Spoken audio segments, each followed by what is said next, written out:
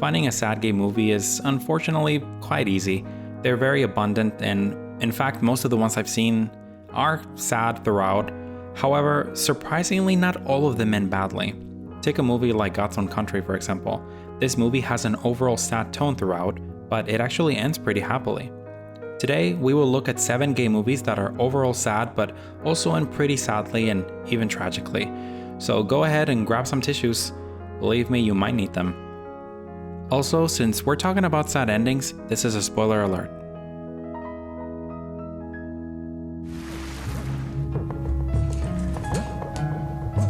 This is my little secret. You can't tell anyone. Hi. Where are you? Keep the Lights On is one of those movies that one probably shouldn't watch while struggling with depression, as it is extremely sad and realistic throughout. So much so that you'd think you're watching a documentary instead of a movie. When Eric meets successful lawyer Paul through a phone sex line, the two hit it off and begin a relationship that ends up almost destroying them both.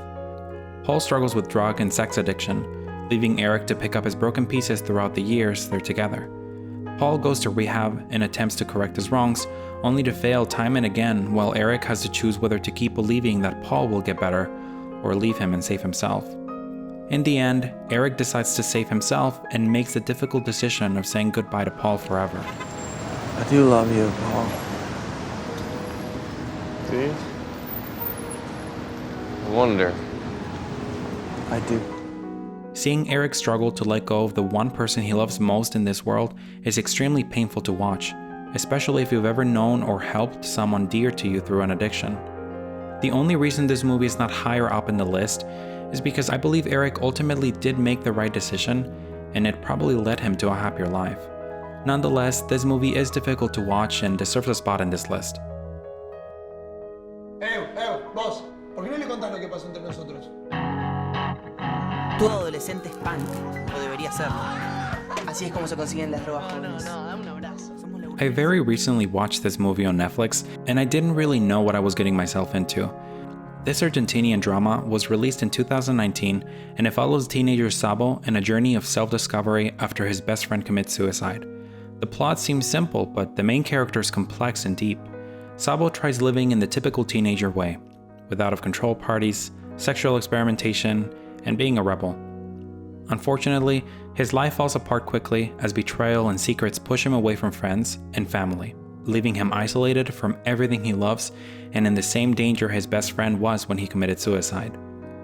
The people around him realize the severity of the situation too late, and unfortunately, Sabo takes his own life at the end of the movie.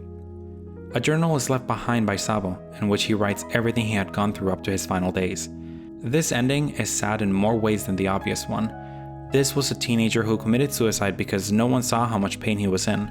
Like the movie itself explains at the end, teenagers will scream at you in their own way to tell you how much pain they're experiencing. And Sabo was one of these teens. I recommend watching this hidden Netflix gem, which has an important message for everyone at the end. I can show you around. That'd be great. Thank you.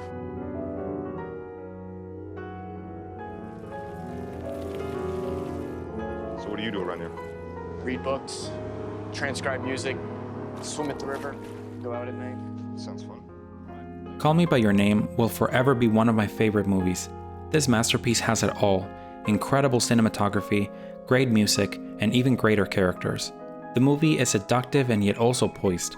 The plot is simple but also very unique.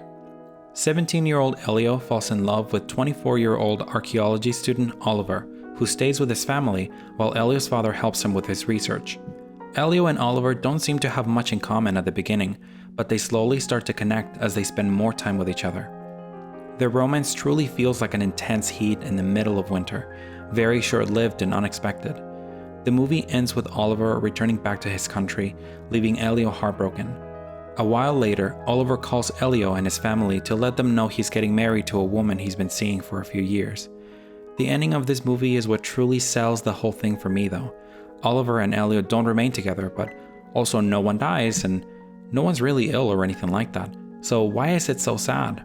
Well, first, let me just say that the actors are just incredible, and the way Timothy Hall, known as Elio in the movie, just stares at the fire, realizing his relationship is gone, is just pure heartbreak. That single moment made me cry so much, and if you've ever been through a bad enough heartbreak, you will know why.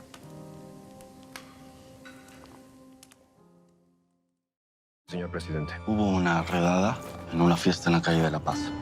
A segunda vista me di cuenta que solo había hombres. Arrestamos a 42, señor. Dance of the 41 may be the least well-known movie in this list, alongside Memories of a Teenager maybe, but if you haven't seen it, you should definitely give it a chance. Known in Spanish as El Baile de los 41, this movie is based on a real event that happened in the early 20th century in Mexico.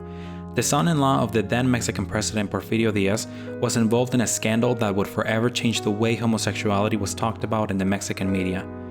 An event known as the Dance of the 41 was carried in a private home where homosexual men would gather to dance as well as engage in sexual activities.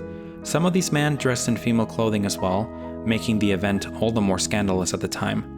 Among these men was Ignacio de la Torre y Mier, who was then married to the president's daughter, Amada Diaz.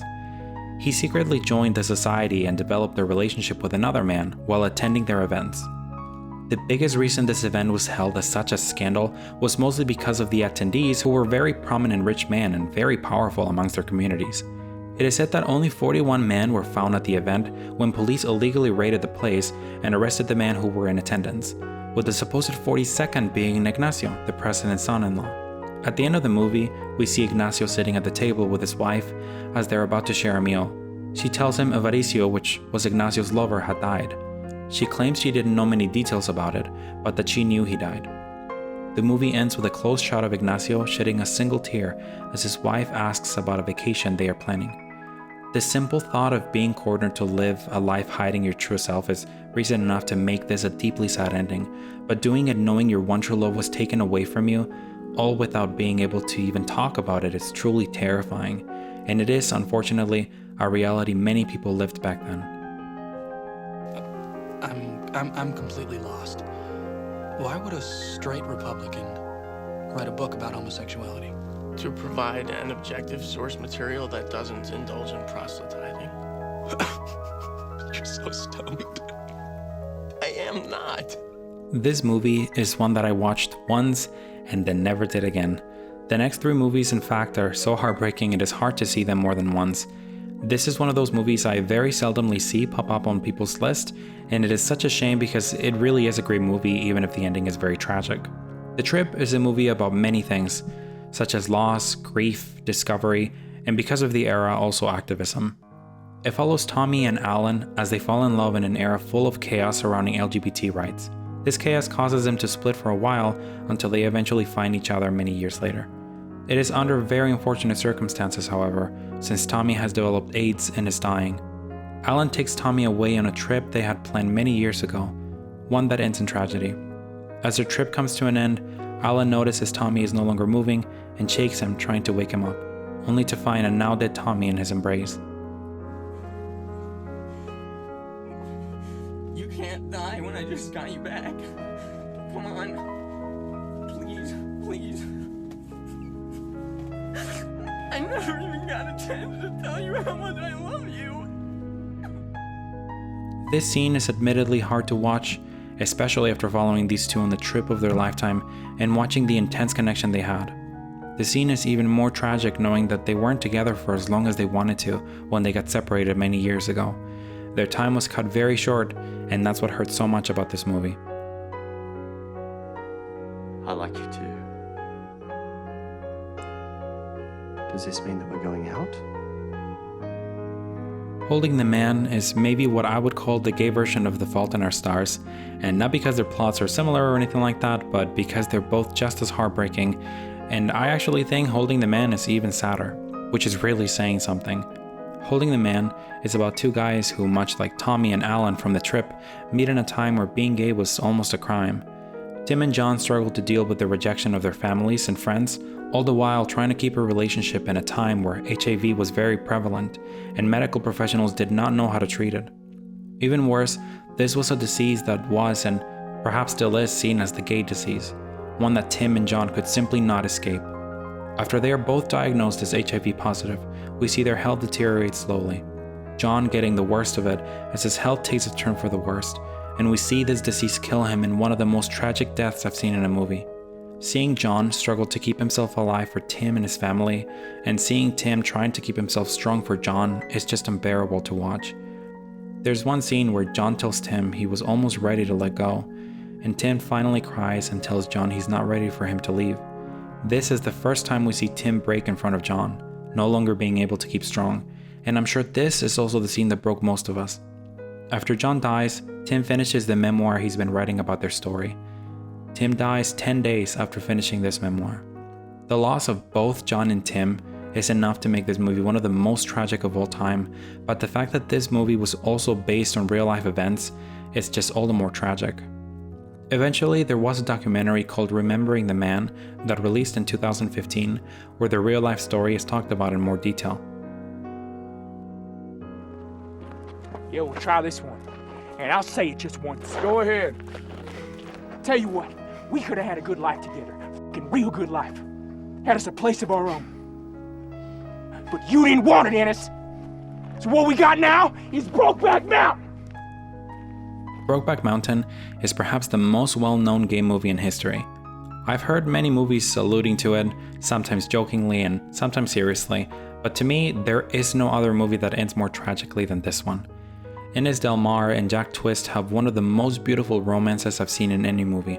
The actors were terrific at portraying the intense connection the characters had, and the way the directors handled the cinematography was just masterful. Ennis and Jax's story is not only tragic because of the way that it ends, but also in major part because of the way that it unfolds throughout the years.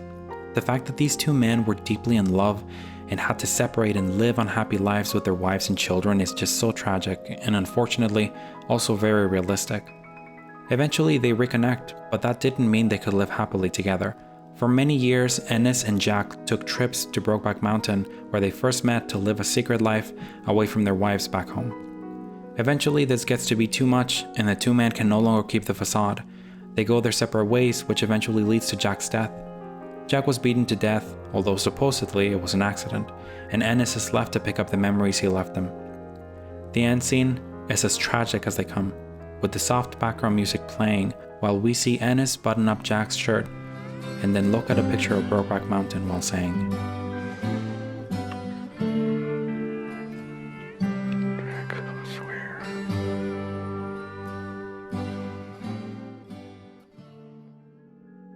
Thank you so much for watching.